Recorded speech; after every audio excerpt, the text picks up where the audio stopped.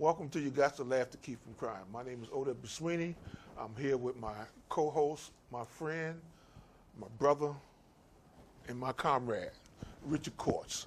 How you doing today, brother? Always side by side with you was always yes, a better yeah. day. Always. Even a heavily raining day like today. Is Well, like I just called it a little blessing. We need that water to drink. But let's give the North Carolina Triad Jobs with Justice. Where you can reach us at 336-272-2758. And I guess being opening, I guess you want to say a little bit about the passing of Nelson Johnson. Yes, and I think you do as well. He was an important figure in Greensboro's modern history as one of the organizers of the efforts to bring a union into Cone Mills with a number of other people that were dedicated to defending the rights of working people. And he was a native of Greensboro and spent basically his whole life here. And as was said about him by Lewis Brandon, an activist even who predates Nelson Johnson, that his legacy is that he was a fighter for the dispossessed. And I think that that's, as we discussed a little bit ahead of the show, I think that's a legitimate description of his many, many decades of attempting to fight for the rights of the dispossessed. And he was also a Christian minister. Yes. And saw him, and he was also in those early years when he was fighting for the workers, specifically, he also considered himself to be a supporter of communism. And yet, one of the things that was impressive about how his journey, his political journey went, was that in a state, in a city, in a country that has demonized communism, most of its history, and mostly lies, with which to taint and cripple the workers' struggle, that Nelson Johnson was one of the few people who could be, at one time, embraced as a communist in the city of Greensboro.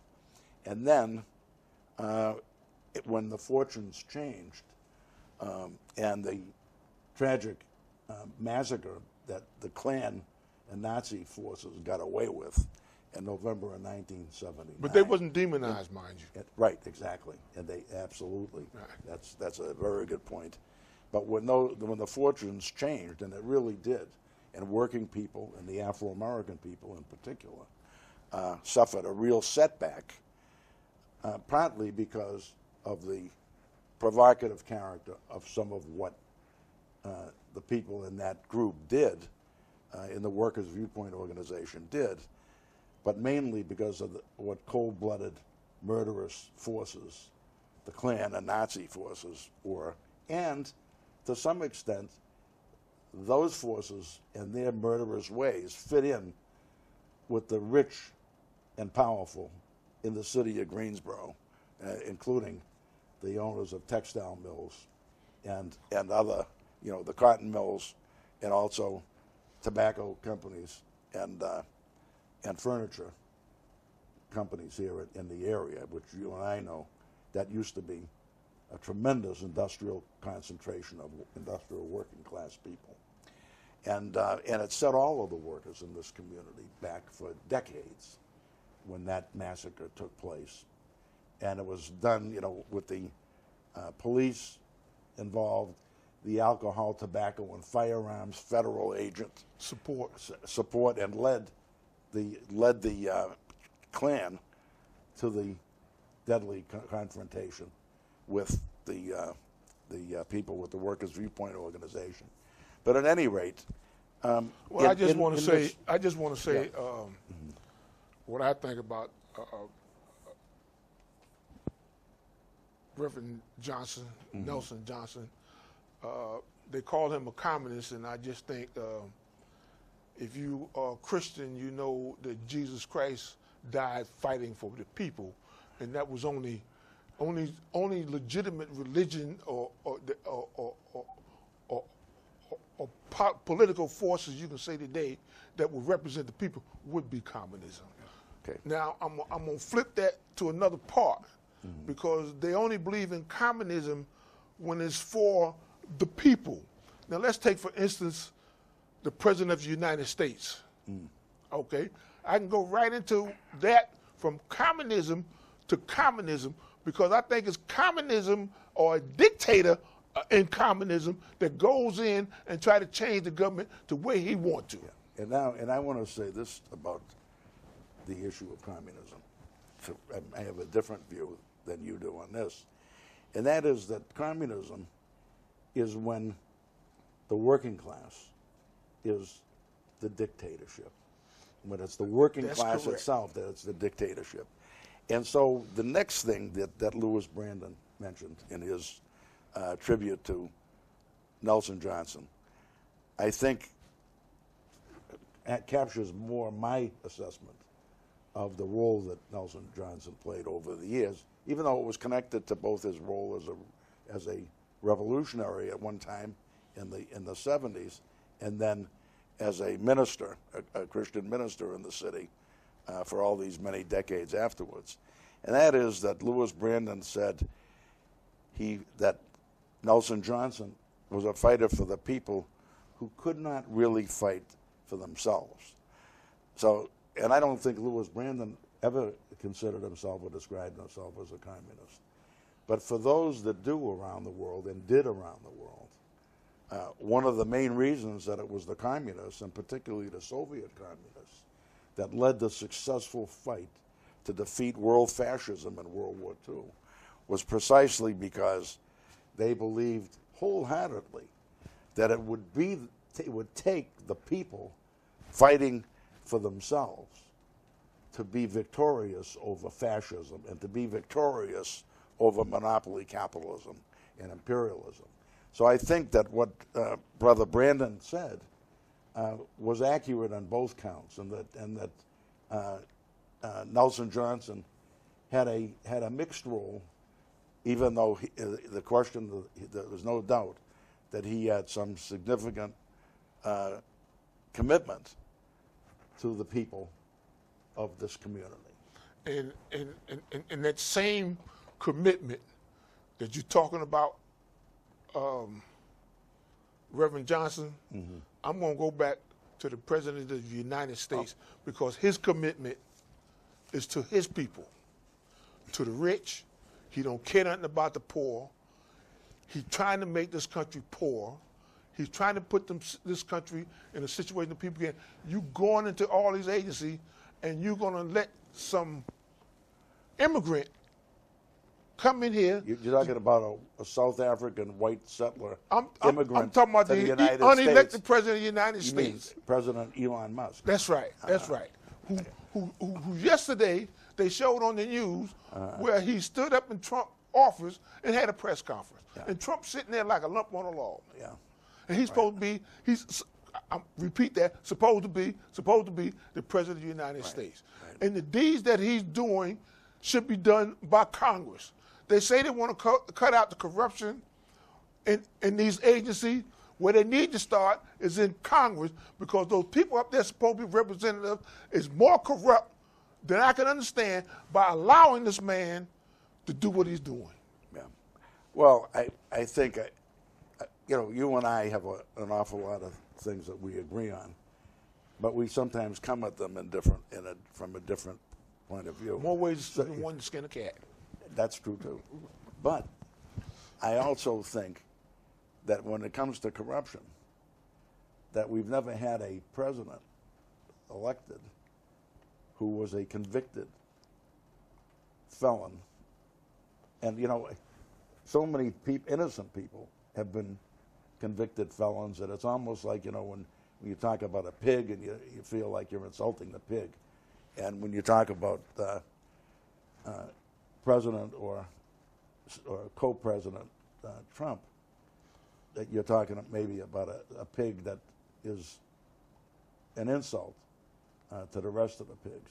And so I feel that way. He's a convicted felon who earned that title by being such a corrupt, rotten force in the United States. And I get a kick out of this, O.W., and you know that my parents were some of the many victims of the McCarthy period, of the anti-communist persecutions. Anti-freedom people, I call them in that period. Yeah, and even though my parents played a role, even in the state of North Carolina in the 1940s, you mean before your father got kicked out? In helping to make this a more modern state than it had been, and that was said by the people on Our State magazine itself in September 2018. So so that gives you an idea of the kind of people that were being persecuted in those days. And anyway, what I think is that I would rather start. This is where I have a slight difference from you. There's a hell of a lot of corruption in Congress, but the corruption that's in the White House now, as Andrew Weitzman, and I have to admit that I kind of like Andrew Weitzman, even though he is associated with one of the organizations that I grew up understanding was one of the most anti-freedom organizations in the United States, and that was the organization called the Federal Bureau of Investigation, and it was under J. Edgar Hoover, also one of the worst pigs of the history of the United States, and the lead criminal of the United States, and so.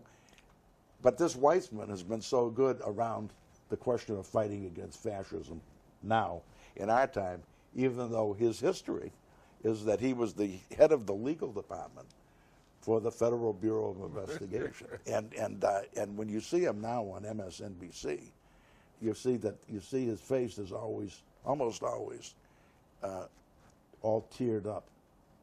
And he himself said on a recent MSNBC show within the last few days that he had been naive and had underestimated the level of corruption of this society. He did not believe, for example, that the Supreme Court was so corrupt that they would bring this immunity to Trump, and so that's. So and this is my confession to you, my brother, that on the question of Weitzman, did they bring this immunity to him, or were they paid to give it to him? By the other billionaire bullies, and I like another B word in there too. So yeah, I certainly all the above. Okay. Another thing I want to mention while we're talking about corruption. Trump said he's going to end the war over Ukraine with Russia. Now, the situation he's trying to get the United States in. Now, we understand why Hamas is after Israel, because Israel then took over their land. Right, exactly. Okay? Yep. Now, he had Trump talking about the United States going to take Gaza.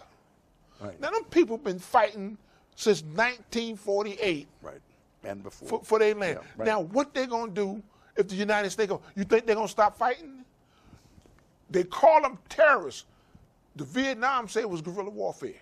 Right. And I still say it's guerrilla warfare. Yeah. You can't go up against a giant who got the biggest weapons, the baddest weapons in the world, face to face. So you got to do little things to kill that giant, to bring him down. Right. So now when he goes to Gaza, when he said the United States is going to go over to Gaza, then when the people get attacked over there, they're going to be called them terrorists. Yeah. Okay? But which I can't understand why they call them terrorists when it's their land they fighting for. Yeah. For instance, wait a minute. Ask the Native American brothers and sisters here why they call them terrorists. Because when I were growing up, we were shown cowboy and Indian movies. And I always wait for that made the Native Americans seem like the terrorists. They're still going on today. Ain't nothing changed. Well, they still so got then, my brothers and sisters up on the reservation. Right. Okay. Even though who started the scalping? It was the white settlers. But who's blamed for it? Exactly. So that's still part of the corruption. And there's one other thing I want to mention about why we got this Israel thing right there. Go ahead. I'm wondering why Hamas is releasing 3 or 4 so-called hostages. Right. And Israel is releasing hundreds of prisoners. Right. Where's the connection there? Yeah. Why do they have those hostages? It's because they're trying to get those so-called prisoners out of being hostages or bring them to freedom back in their own land. So I mean, it's things that they putting on the news that people need to look at it and think about it. Something is wrong over there, and it ain't with Hamas. Yeah. Well, there may even be some things wrong with Hamas. They have some connection to the bloody Saudi Arabian regime and some of those other Arab reactionary regimes themselves. But in a situation where the Palestinian people have been left almost totally isolated, it was Hamas that the people of Gaza selected to be their representatives or elected to be their representatives, which is almost never mentioned. Or the fact that Hamas is still fighting and the people, the Palestinian people, are still fighting on that side. So it's a whole thing where I like to bring up the Democrats. Biden and Harris screwed over the people of the United States in the 2024 election by being so steadfast in their support of Trump's bosom buddy, Netanyahu, and the Israeli settler regime, the Israeli colonial regime, the Israeli occupation regime. And so I want to repeat that since my brother John may want to hear it again. And that is that the Democrats, and particularly the leading Democrats of the last few years since the October 7th situation began, have been Biden and then Harris. And and what reminded me, O.W., was your point, that they talk so nicely, Biden and Harris, as well as Trump and Netanyahu, talk so nicely about the Israeli settlers, the Israeli occupiers, and have talked so rotten, and have talked the invaders and occupiers, and have talked so rotten about the people of the Gaza area, of the Palestinian people who've been there for hundreds of years. So this is the same thing we're dealing with all the time. I'd like to, before we go further on this, and this situation is still very tragic, but I would like to quote from yesterday's Greensboro News and Record highlights, historical highlights. So this is an exact quote from the News and Record, however they write that up. In 1936, Nazi Germany's Reichstag, or parliament, passed a law investing the Gestapo secret police with absolute authority, exempt from any legal review. And I think that's something that we want to ponder, because that's exactly what Trump and his leader, Elon Musk, are trying to do in the United States right now. And you and I did a good job because I've seen the show, in our last show, of pointing out that Trump and Musk are Mr. Inside and Mr. Outside. And that while Trump is the shiny new thing that people are looking at, the thug in chief is actually Elon Musk, who's trying to hollow out the U.S. government and make all of the money into the hands of the billionaires. Well, what you think they doing it Especially for? himself. I said before, You're not for the goodness of their heart. Elon Musk didn't spend $100-something million No. not to make a profit. $250 million, $250 million Yes. in that election. Without to make some, with not expecting nothing on his return. Right. And people couldn't see that then. They probably don't see that now. They probably just saying, well, he's just trying to get the corruption out of the government. But he is the corruption of the government. Right. Exactly. That's Okay? exactly right. And But they don't understand that when it comes down to spending the money, that's Congress department. that's right. And Exactly. the Congress need to stand up and tell the president what you want, you ain't gonna get. Get Elon Musk out of there and let us do our job. Yeah. Because listen, if Trump LW, gonna run everything with his dictatorship, what we need Congress for? Right. That's right. And I just want to pay a little tribute to you, because during the election period, you spotted right away that Trump solicited the billionaires. He offered them A bribe. he offered them an open bribe that as long as I'm they open, would pay me. and I'll get that tax Cut for you. Quid pro quo. Hey. And you were the first one I heard, and because I see you all the time. So, but I didn't hear anyone before you point that out. And then they all of a sudden, the billionaires were coming out of everywhere. It was like ants to honey, you know. So, and you were right on it, brother. So I want to. Thank you. Yeah, I mean that was because because I'm looking and listening. Yeah, exactly. So what they're saying and what they're not saying. Right. But that was a great pickup, and when you realize that there's all this media in the United States, but there wasn't much pickup on that at all. Well, And it was so open that it was being done, and so surprise, surprise, Trump ended up winning the election. Oh my God, yeah. But anyway, and now I he's did making want cuts so he can get them billionaires their money. exactly, and I just we're still dealing with the fact that in Trump's first term, that he was a fascist-minded ruler. He was desirous of absolute power, but that it's his second term where he, with the leadership of Elon Musk and other billionaires, is hollowing out the federal government and creating a single-branch dictatorial fascist regime. And it's right in line with what happened in Nazi Germany. Right in line with it. The billionaires ended up joining the Nazis. The German billionaires ended up joining the Nazis.